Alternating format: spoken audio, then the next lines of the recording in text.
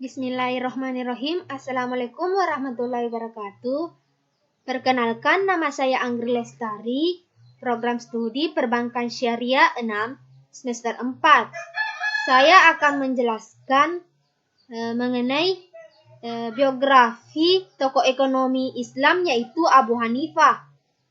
Abu Hanifah merupakan ahli hukum agama Islam. Ia lahir di Kufah pada tahun 669 Masehi semasa pemerintahan Abdul Malik bin Marwan. Nama kecil beliau yaitu Nu'man bin Sabit bin Sauta bin Ma. Ayahnya keturunan dari bangsa Persia, Kabul, Afghanistan.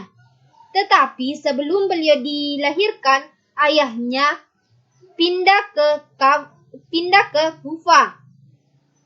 Abu Hanifah lebih dikenal sebagai imam mazhab hukum yang sangat rasionalistis dan juga dikenal sebagai penjahit pakaian atau tailor dan pedagang dari Kufah. Ia mendapat gelar Abu Hanifah karena ia adalah seorang yang rajin melakukan ibadah kepada Allah dan sungguh-sungguh melakukan kewajibannya dalam beragama. Kata Hanif dalam bahasa Arab artinya cenderung atau condong kepada agama yang benar. Dalam sebuah riwayat disebut Abu Hanifah berkata kepada Mansur tentang bagaimana ia mempelajari fikih. Ibrahim meriwayatkan dari Umar bin Khattab, Ali bin Thalib, Abdullah bin Mas'ud, dan Abdullah bin Abbas. Mansur berkata, "Wah, kamu telah membekali dirimu, wahai Abu Hanifah, sesuai dengan keinginanmu dari orang-orang yang suci, bersih, dan diberkahi." Abu Hanifah dikenal memiliki banyak ilmu syariah dan bahasa Arab. Keahliannya dalam fikih mendapat puji-pujian dari ulama salaf terhadap Abu Hanifah, di antaranya yaitu Imam Syafi'i. Imam Syafi'i berkata, semua orang dalam ilmu fikih menginduk kepada Abu Hanifah. Dalam riwayat lain disebutkan, siapa yang mengerti tentang fikih, maka hendaklah belajar kepada Abu Hanifah dan sahabat-sahabatnya. Sebab semua orang dalam masalah fikih menginduk kepadanya. Adapun pemikiran Abu Hanifah mengenai perkembangan konsep ekonomi. Yang pertama yaitu mengenai salam, yaitu bentuk transaksi di mana antara pihak penjual dan pembeli sepakat bila barang dikirimkan setelah dibayar secara tunai pada waktu kontrak disepakati.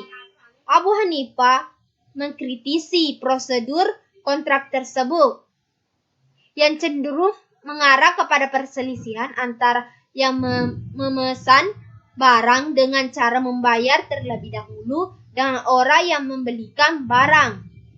Beliau mencoba menghilangkan perselisihan ini dengan merinci kontrak seperti jenis komoditi, kualitas, kuantitas, waktu, dan tempat pengiriman. Beliau memberikan persyaratan bahwa komoditi harus tersedia di pasar selama waktu kontrak dan pengiriman. Sedangkan yang kedua yaitu mengenai murabahah adalah transaksi jual beli dengan prosedur penjual menyatakan modal pembeli barang, kemudian menentukan margin profit yang disepakati dari modal. Laba dari murabahah boleh bukan dari jenis modal. Menurut mayoritas ulama, murabahah hukumnya sah dan dibolehkan berdasarkan firman Allah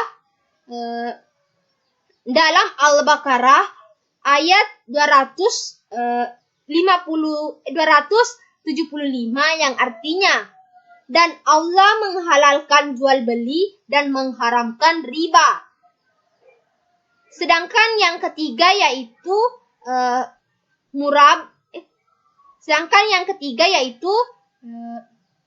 muzara'ah adalah kontrak kerjasama antara pemilik tanah atau malik dengan pekerja atau amil untuk bercocok tanam dengan benih berasal dari pihak pemilik tanah dan dengan sistem bagi hasil sesuai dengan kesepakatan keduanya. Ulama melegalkan atau membolehkan akad muzara'ah berdasarkan hadis yang artinya dari Ibnu Umar, sesungguhnya Nabi SAW memperkerjakan penduduk Khaybar dengan upah berupa sebagian dari buah atau tanaman yang dihasilkan.